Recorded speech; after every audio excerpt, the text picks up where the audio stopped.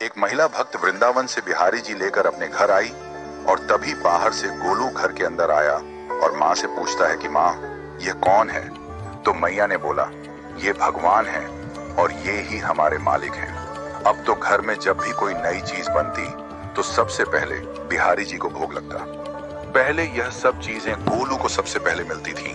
इससे गोलू बहुत चिढ़ने लगा और मन ही मन ठाकुर जी को कोसने लगा। एक दिन गोलू की माँ काम पर जाते समय बोली, गोलू, यमुना जी से मटके में जल भर कर लाना। जब गोलू पानी भरने के लिए जाने लगा तो जाते जाते बिहारी जी को कहने लगा, खाने के लिए तो सबसे पहले तैयार रहते हो, लेकिन काम तो मुझे ही करना पड़ता है। अगर यहाँ रहना है तो काम करो। कहकर गोलू यमुना जी से जल भरने के लिए चल पड़ा। गोलू जब यमुना जी में जल भरने लगा तो उसने देखा कि यमुना जी के अंदर बिहारी जी विराजमान हैं और कह रहे हैं, ला गोलू, घड़ा हम भर देते हैं। गोलू उनको देखकर हैरान हो गया और बोला, नहीं नहीं, मैं अपने आप भर लूंगा। लेकिन ठाकुर जी ने उसके हाथ से घड़ा ले लिया और भर कर घर ले आए। गोलू घर आकर डर रहा था कि अगर माँ को पता लगा कि मैंने ठाकुर जी से काम करवाया है तो आज मेरी पक्की पिटाई होगी। माँ ने घर आकर बिहारी जी को गीले कपड़ों में देखा तो एकदम से हैरान हो गई और कहने लगी कि गोलू, ये जरूर तेरी शरारत है, जरूर तूने ही इन पर जल डाला है। गोलू ने अपनी माँ को समझाने का बहुत प्रयास किया, लेकिन माँ ने उसको डांट कर चुप करा दिया और ठाकुर जी के भीगे हुए वस्त्रों को बदलने लगी।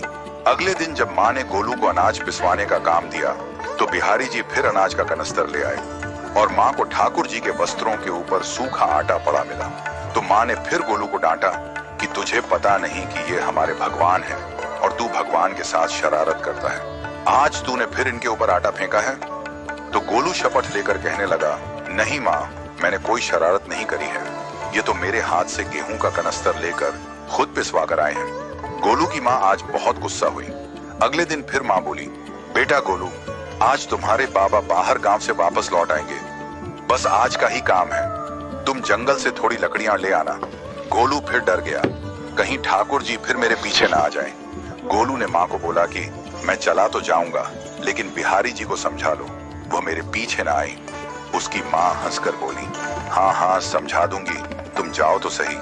गोलू जल्दी जल्दी लकड़ियां लेने जंगल में चला गया और माँ काम पर चली गई। लेकिन उस दिन माँ काम से जल्दी वापस आ गई और देखा बिहारी जी अपनी चौकी पर विराजमान नहीं है।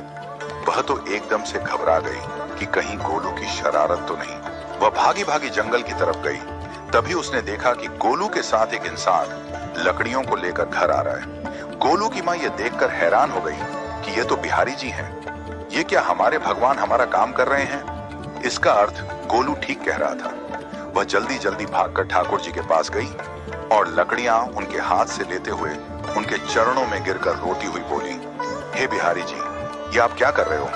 मुंह गरीब का काम क्यों कर रहे हो? ठाकुर जी मुस्कुराते हुए बोले, हमें तो तेरे बेटे पर बहुत प्यार आता है। सब लोग हमें भगवान समझते हैं, लेकिन एक तेरा बेटा ही था जो हमको अपना मानता था। अपना मानकर वो हमें डांट भी देता था, हमारे साथ गुस्सा भी करता था, और जो हमें एक बार अपना मान लेता है तो हम उसके मान के लिए उसके ही हो जाते हैं।